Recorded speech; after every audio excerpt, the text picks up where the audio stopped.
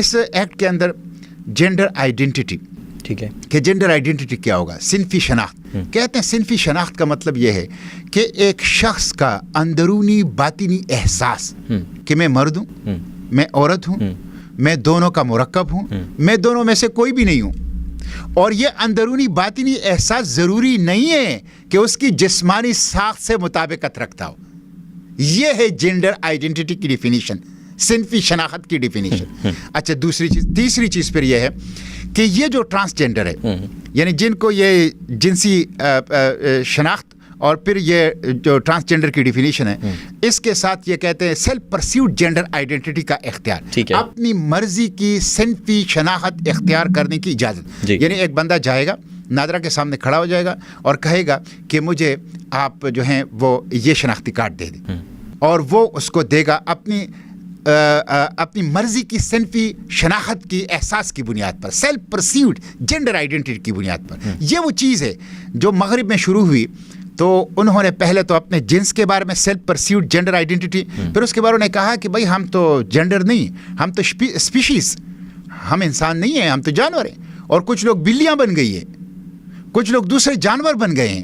یہ اپنی مرضی کی صنفی شناخت جو ہے، یہ پھر جا کے اپنی مرضی کی جو جس کو کہتے ہیں نا کہ آپ اسپیشیز کے احساس کی طرف جو ہے وہ مغرب میں اب چلا گیا ہے اتنا ایڈوانس.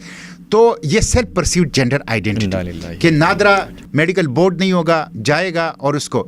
اور پھر اس کے ساتھ یہ ہے کہ اسی ایکٹ کے اندر جو ڈیفینیشن نمبر 2 ہے کیسٹریٹڈ مین، اس میں بین السطور میں پاکستان میں سیکس ری اسائنمنٹ سرجری کی اجازت دی گئی ہے کہ ایک شخص جو ہے اپنے آپ کو کیسٹریٹڈ بنا سکتا ہے. حالانکہ یہ ظلم ہے، یہ اسلام میں منع ہے، یہ اللہ کی تخلیق کے اندر مداخلت ہے. بالکل. تو اس کی بین السطور اجازت دی ہے. تو یہ وہ بنیادی اس کے اوپر اعتراضات ہیں جو بنیادی. باقی اس میں بہت سی اور بھی خرابیاں ہیں. یہ جو ایکٹ ہے، ظاہر ہے ایک بندہ اگر مرد ہے اور وہ جا کے اپنی سینس تبدیل کر عورت بن جائے، تو ایک تو یہ اسلام کے قانونی وراثت کے بھی خلاف ہے. اس لیے کہ قانونی وراثت جو لا آف انہیریٹنس ہے وہ قرآنک لا ہے، اور اس میں عورت اور مرد کے حصے بالکل واضح ہیں.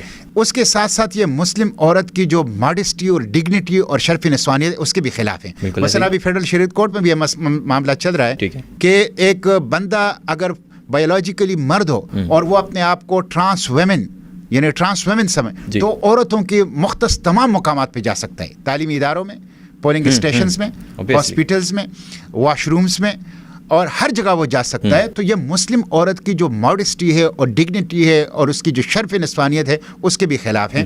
تو اس وجہ سے میں اس ایکٹ کو ایک ایکٹ آف وار سمجھتا ہوں مغرب کا، جس میں فیسیلیٹیٹر ہمارا پارلیمنٹ اور ہماری حکومتیں رہی ہیں، اور یہ ایک بہت بڑا خطرہ ہے ہمارے خاندانی نظام کی.